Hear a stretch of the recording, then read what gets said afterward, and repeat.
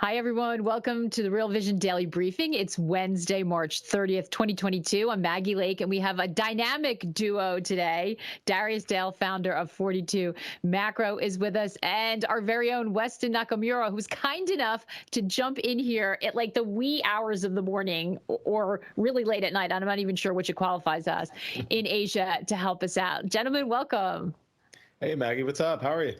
You're doing well. And Weston, special shout out for you sacrificing your beauty sleep for us. We really appreciate it. But I asked you to jump on today because I think this story about what's unfolding in Japan is not getting enough attention or explanation in traditional media. You've been all over it for us on Real Vision and on Twitter.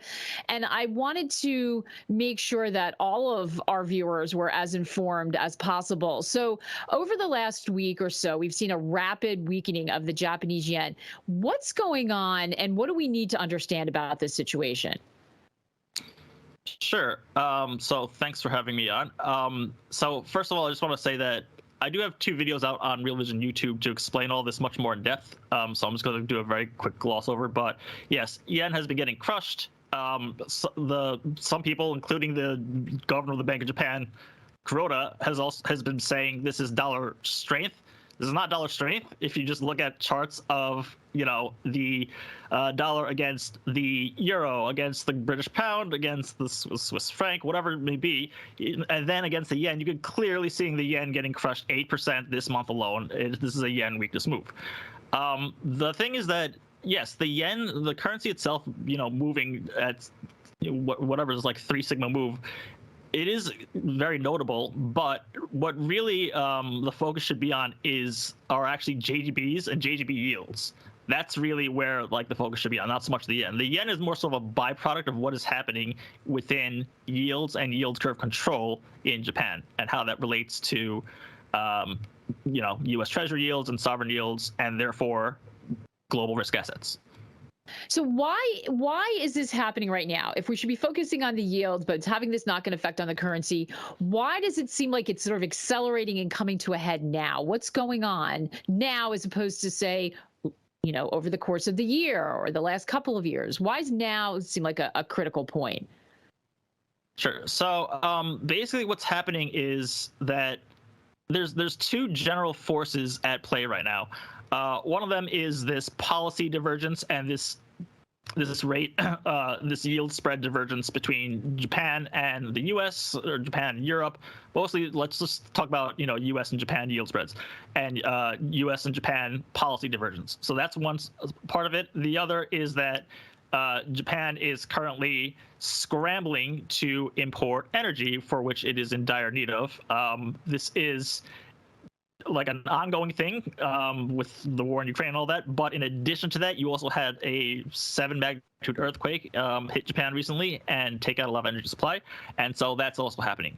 So those are the 2 things that are happening. So on the first one, what's happening is that the Bank of Japan has been instituting a policy of yield curve control for since September of 2016, which is arguably one of the most significant monetary policy that's been put into place over the last half a decade. Even though it's been happening in the background, and it's not being reported on because you have something like 50-something central bank monetary policy meetings from the BOJ that have been unchanged. But unchanged does not mean inaction. And so what yield curve control is there's 2 components of it. You have the front end, the policy rate, which is at minus 0.1%. That's a negative rate. And then at the long end, BOJ is pinning the 10-year JGB yield at around 0. And that around is a very key phrase, but around 0. And so how do they do this? So what they do is there's 2 ways that the Bank of Japan buys JGBs, one of which is a regular scheduled operation.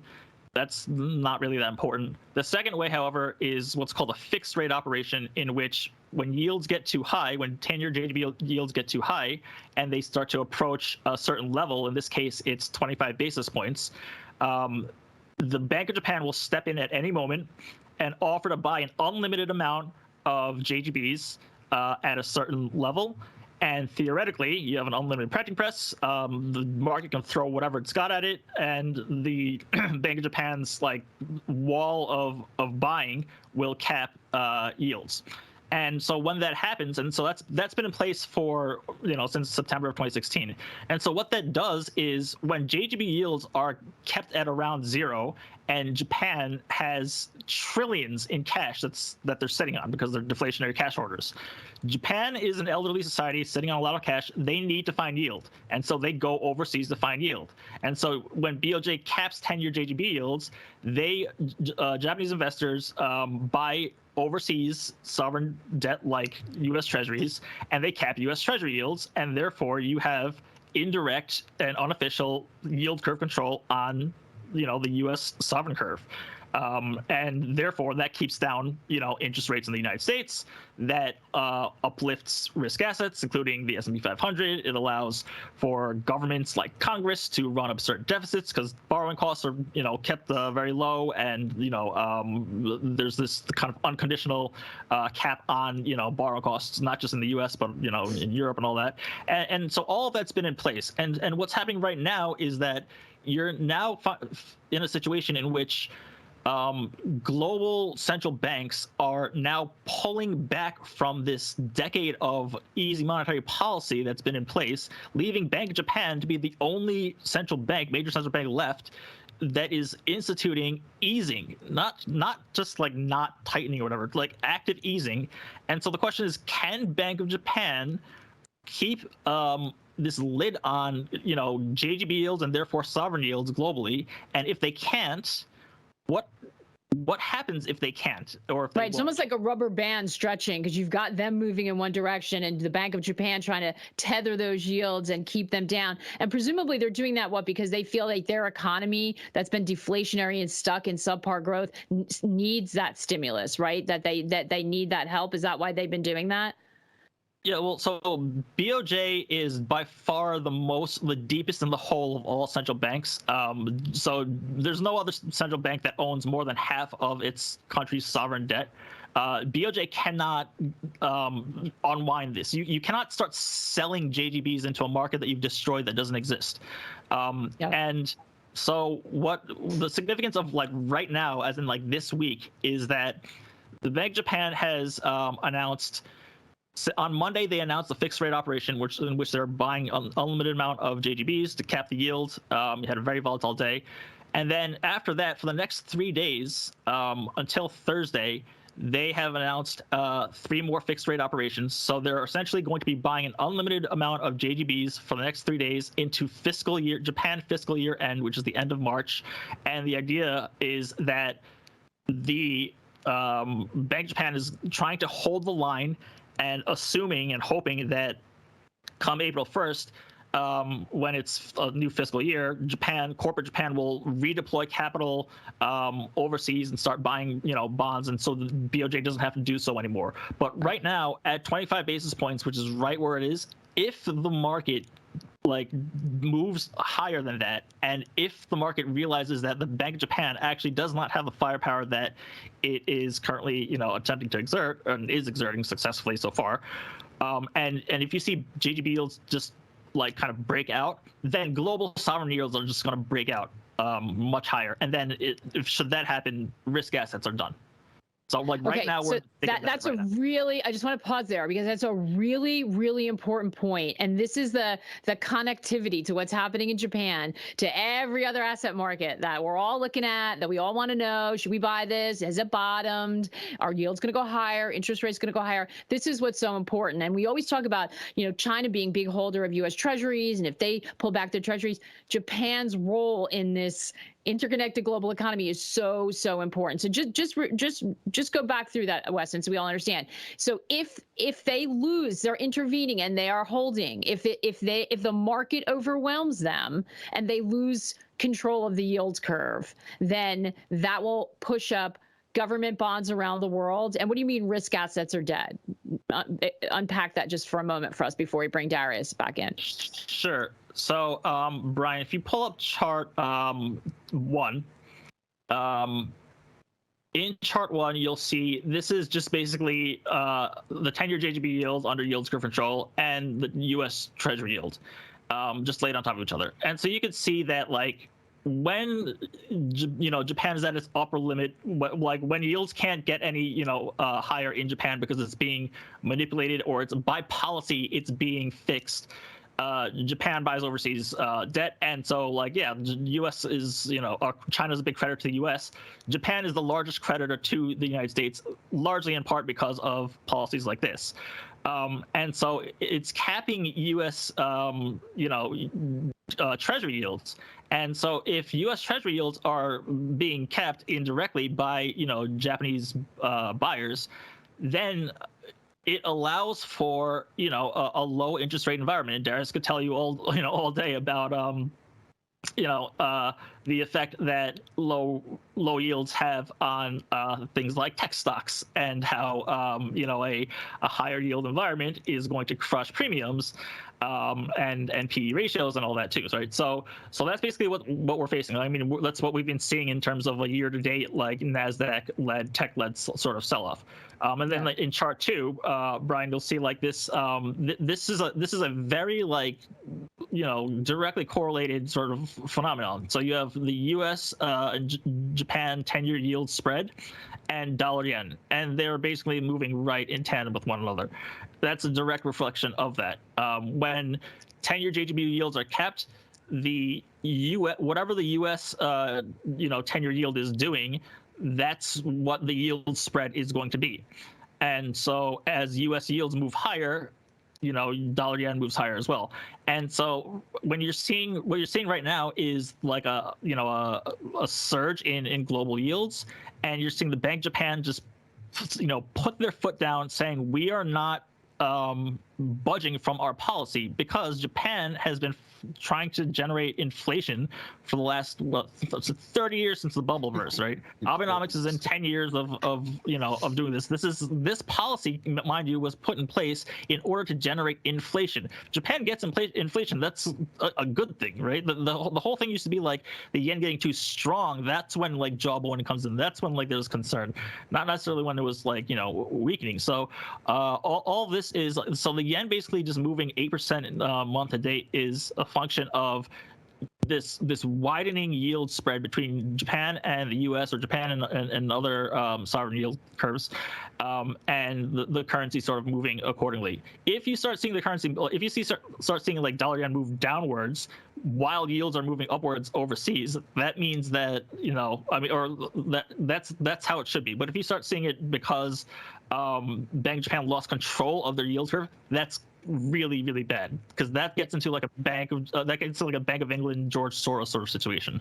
Yes, and come on in here, Darius. And for those, first of all, JGBs we've been talking about the whole time. I think most people know, but they're Japanese government bonds. Just for those who may be listening and not in front of a computer and don't know that. And Darius, when you hear someone say something like that, and this is why I really wanted Weston to come on and talk about this. And we have relatively calm markets in equities and commodities. We're a little bit of a standstill today. We've got a payroll number out in the U.S. tomorrow, so I thought it was a good opportunity to sort of dig in and take a look at this. I mean, Darius, when you hear something like that, it's got to raise concern, because we know that was a huge moment for global markets when Source's hedge fund basically went against the Bank of England, who was trying to keep the pounds in a fixed rate range with other currencies back when there were a lot of currencies. And when that busted, everything changed. What do you make of that when you hear something like that? Well, that's exactly what the situation is. I mean, Weston's hit the nail on the head. It is a Bank of England style speculator attack on the Japanese yen, and on the expectation that they will force the import price dynamics that we're seeing from obviously commodity price supply shocks will force the Bank of Japan to adopt a new policy.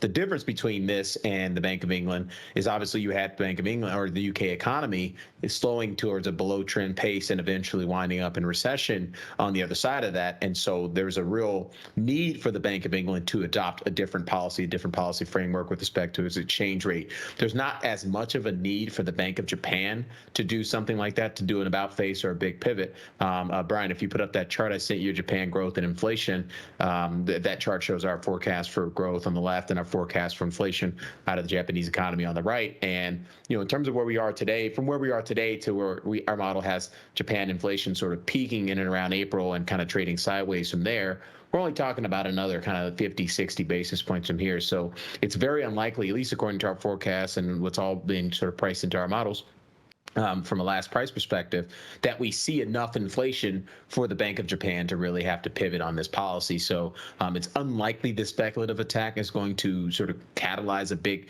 sort of widening of the band of the JGB yield band, but it could see, we could see continued speculation until the market finally gets enough of someone with an unlimited budget really pushing back on those positions.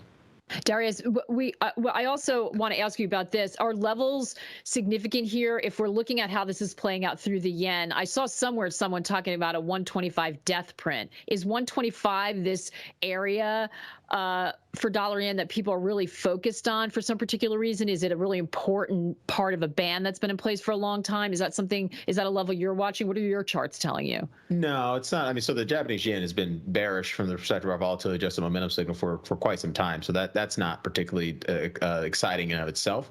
I think the speed of decline is the issue.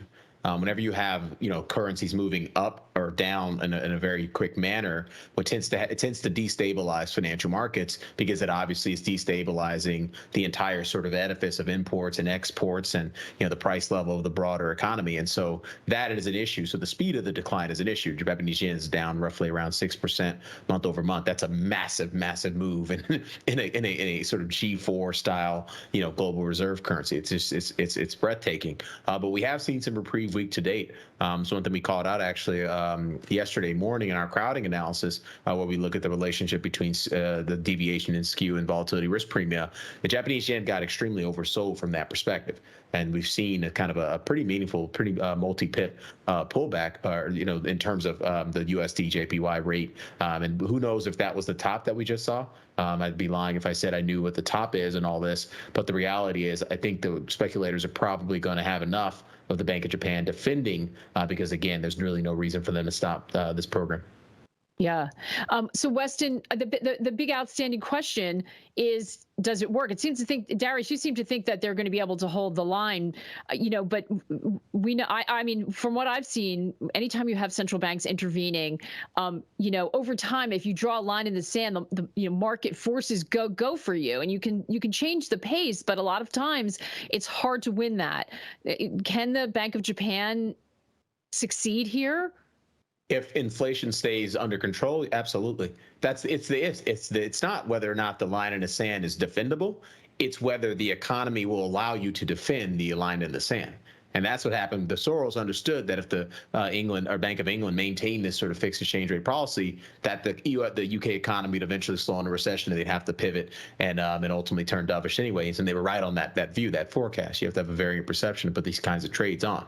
Our perception is that the inflation dynamics in the Japanese economy are unlikely to get to a persistently sort of elevated level or elevated state that causes the Bank of Japan to say, hey, no, wait, we're doing too much on the balance sheet expansion front. I think we're sort of a long ways away from whatever that level might be. I suppose it's probably somewhere around 1.5–2% in terms of core CPI over in Japan, and we're just not near that. Yeah, Weston, what's your take? I think Darius has a very, very, very strong grasp of what exactly is happening. Yeah. So basically, you're asking, like, are they going to succeed?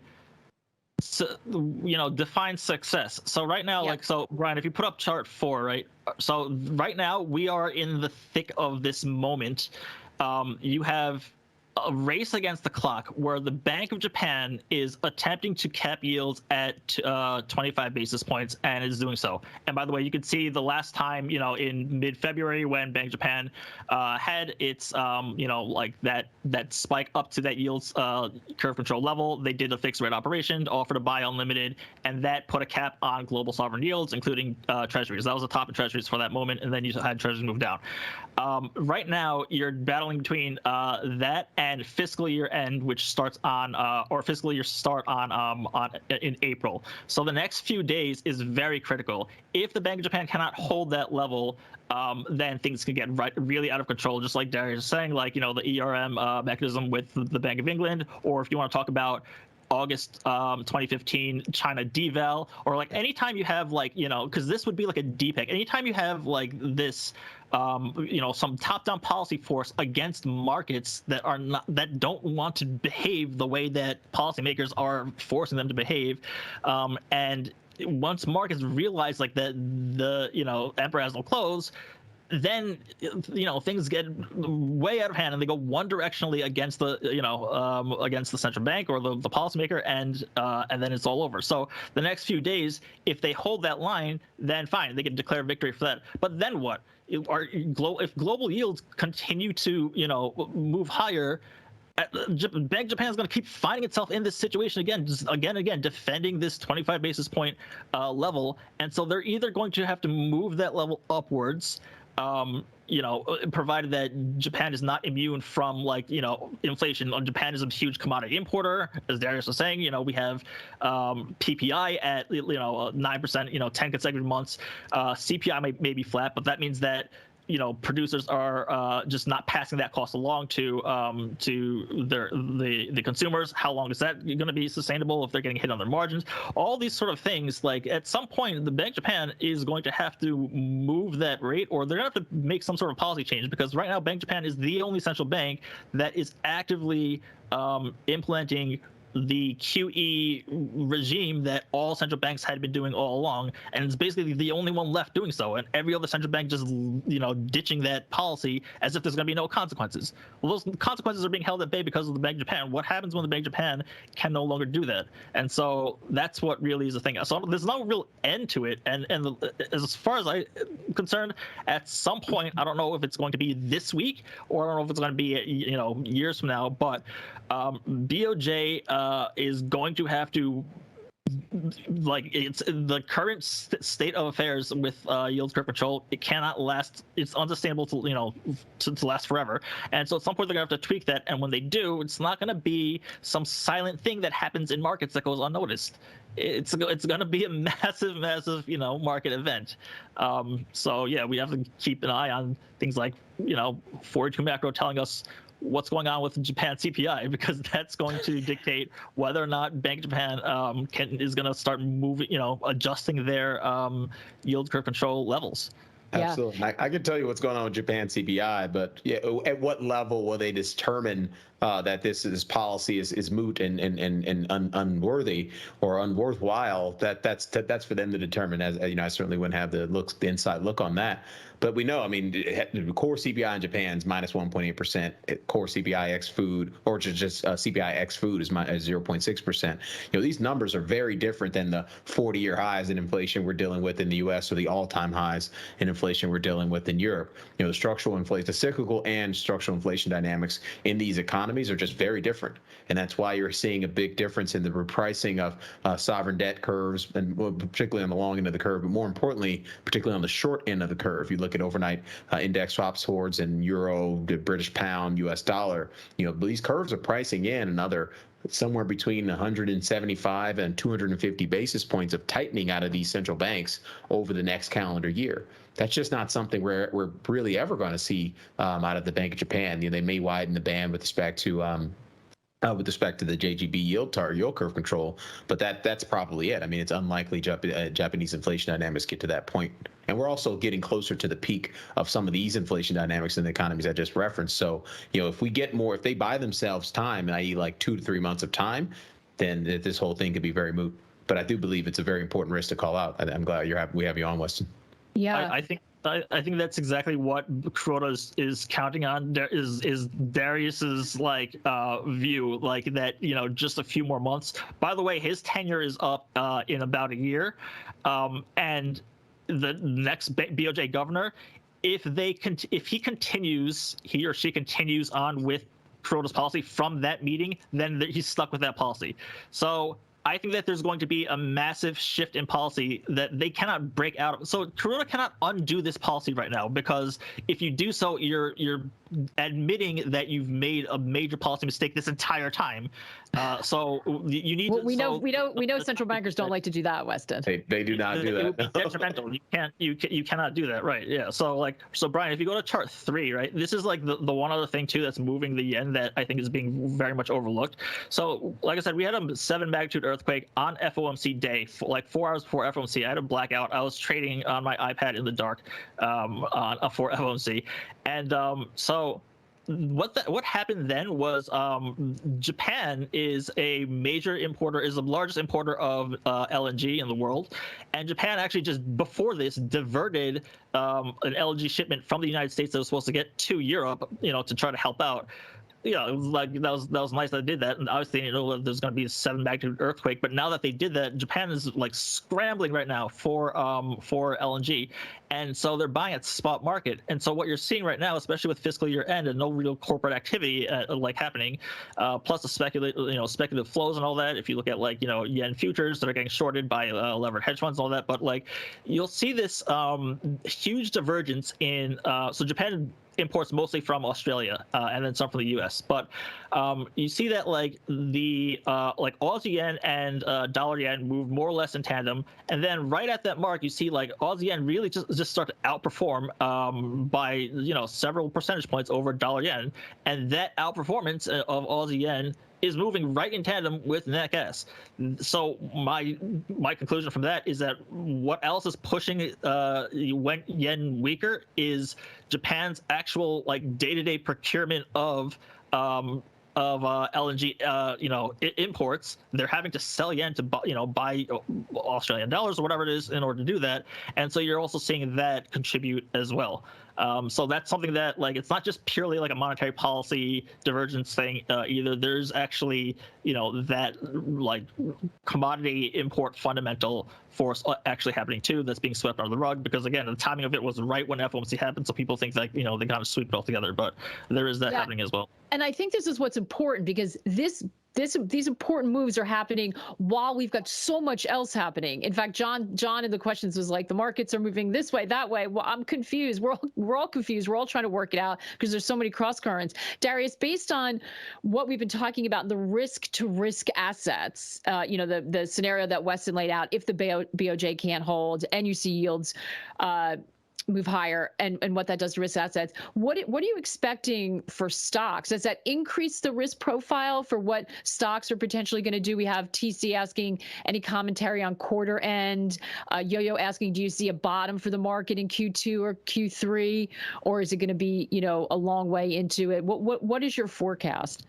Yeah, so I think you have to sort of separate the kind of idiosyncratic dynamics with respect to the BOJ's balance sheet away from the broader sort of cyclical dynamics that we've been highlighting on the program for several months, which is a slowdown to below trend growth, and not just the U.S. but the global economy, potential recession, having to price in that growth slowdown, which remains ahead of us in realized terms. With respect to the Bank of Japan, let's play this out, because I thought Weston did a great job of sort of following the bouncing ball. If the BOJ did for any reason decide that they needed to widen the band on its yield curve control, and we saw a revision to that rate, I mean, who knows what the size of the revision be? Could be 10 basis points, could be 20 basis points to the upside. That's not a huge move, but it's certainly a big move in signaling terms, because I think it'll invigorate the market to threaten them for more, give us more.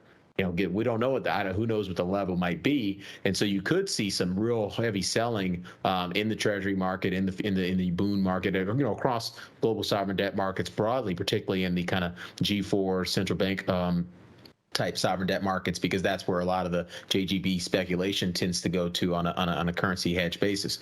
And if you saw that, you're going to get a big unwind of the dollar. There's a big weakening in the dollar that could be positive for risk assets at the margins. But right now, the biggest factor that's really driving risk assets is, in fact, bond prices. What tends to happen, and I had a conversation on Real Vision back in October with Yuri and Timur of Fidelity, and we talked about how when inflation is north of 5%, they're roughly around 5%. You typically have a positive correlation between stocks and bonds.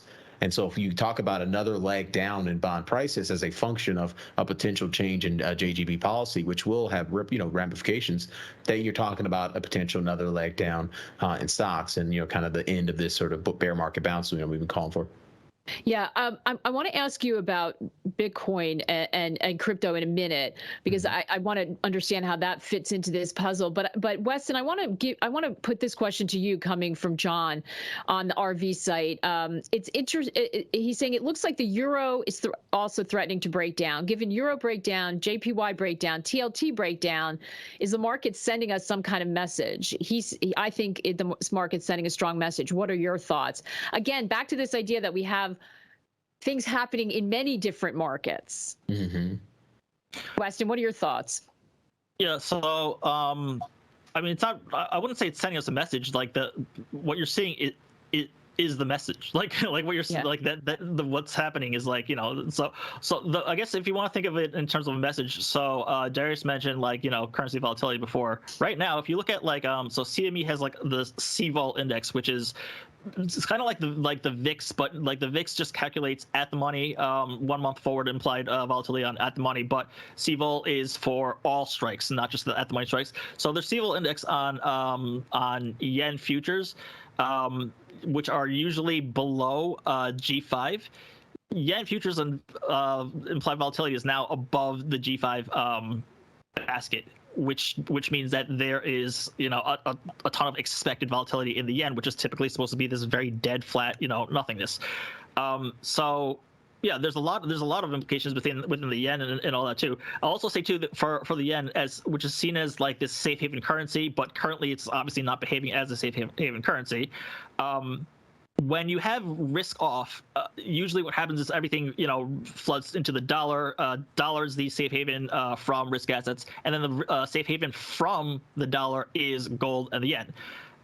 If neither of those two, especially the yen, are behaving in a way of like if they're not being used as like a haven asset, then maybe I could ask Darius this, but what does that mean? Does that mean that there's another sort of hedge out there, or are investors just sitting out there unhedged?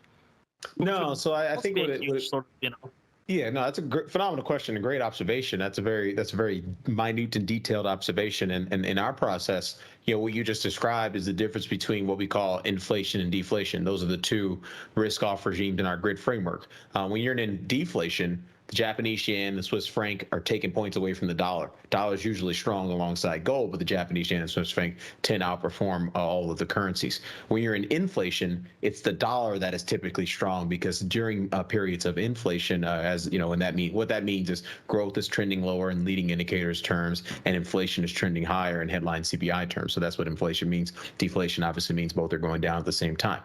When you're in inflation, the dollar tends to be broadly strong across all currencies, because the sort of the relative change in Fed policy tends to be more dominant to the hawkish side relative to other economies, which tend to get out front and front run the Fed for some of these changes. And so that's typically what you've seen. I'm actually been surprised at how persistently weak the euro has been.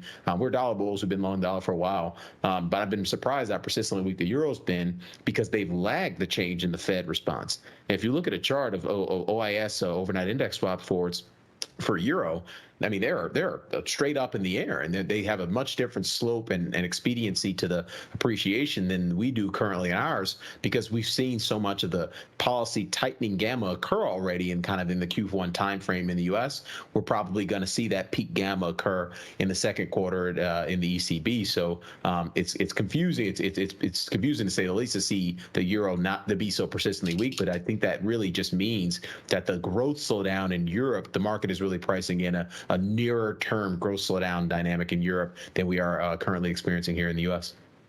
Darius, so how does crypto fit into all of this? I mean, we've seen Bitcoin moving higher, ETH moving higher, but some people are like, oh, and so are the meme stocks, and it's just a reflection of some risk coming back. How do you see those currencies? What's your outlook? Yeah, so I mean, our models on Bitcoin and Ethereum actually broke to bullish today. We have what we call our volatility adjusted momentum signal. So that is positive development. I did a presentation with Dylan LeClaire at Bitcoin Magazine this morning, and he talked about a lot of the positive on-chain dynamics in terms of long-term supply, things of that nature. I think that all that stuff is critically important, but broadly, obviously, you need to understand the macro picture to get crypto right. And right now, we're in this sort of window of time, irrespective of everything we just talked about the potential risk of a BOJ policy change, which again has not happened yet. I don't think it's going to happen.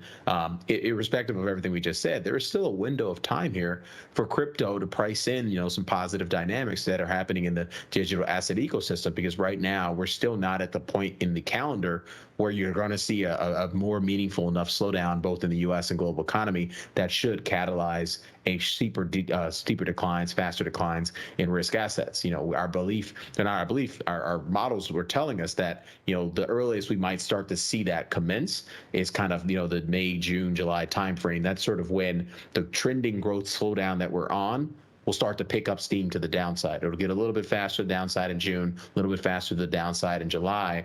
And ultimately, as the market starts to sniff that out and see that in realized data terms, that's when we think the sort of downside risk will start to open up. It's not to say the market's going to be down 30% by May 31st or August 30th. Or August 31st, is just to say that that's the window of time where you're going to start to see that volatility pick up. And Bitcoin and the cryptos continue to trade as a risk asset, it sounds like you're saying. Oh, very much so. But just keep in mind, it's March 30th, so we have at least a month or two potentially before we have to actually start to price that into markets. And so 2 months from now, you could easily see crypto back up at north of 55, 60,000, or not crypto, I'm talking Bitcoin and Ethereum back up in the high threes. If there's no other shock to the global economy, if there's no policy shock out of Japan, if there's no geopolitical shock, like I said, I don't have a strong view on either of those dynamics. Yeah. I do believe that BOJ is going to maintain its policy, but obviously don't have a crystal ball on the geopolitical front.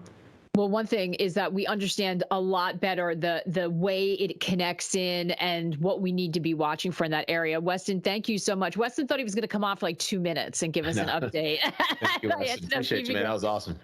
As we both struggle with like horrible allergies. But Weston, we really appreciate that, because I think it's, we're all about informing people and giving them the kind of information that insiders have. And this is what a lot of insiders are talking about and watching. So we really appreciate you coming on and giving us such an accessible explanation of what we need to understand about the connection of these markets. And Darius, as always, thank you for your great insight and playing along with us today. We appreciate it. And thanks to all you for watching and the great questions. I hope you enjoyed this. It was a little bit of a departure. We didn't get to all of your questions, but we're going to be back again. Ash will be here tomorrow with Bart Mellick, and I'm going to be back on Friday with Raul, who's going to have a lot to say about all this. So we'll get to all of them by then. But gentlemen, thank you both, and thanks to all of you. Take care and good luck out there. Thank you. Cheers.